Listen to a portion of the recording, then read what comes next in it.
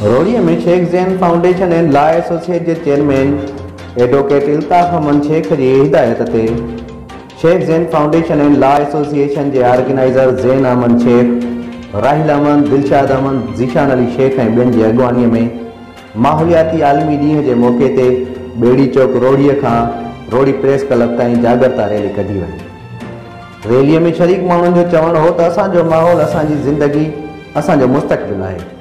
जेकॾहिं हर माण्हूअ माहौल की बहितरीअ लाइ पंहिंजो किरदारु अदा न कयो त असांजो माहौल ख़राब थी वेंदो।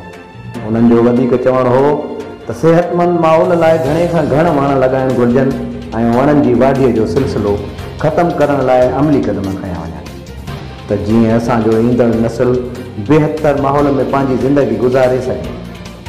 माहौलियाती आलमी ॾियारो माण्हुनि में हौसलो पैदा करण लाइ मल्हायो वेंदो आहे त जीअं हू निकिरनि ऐं माहौल की खूबसूरती ऐं अहमियत खे उजागर करे माहौल के सेहतमंद बणाइण लाइ कोशिशूं जारी रखनि।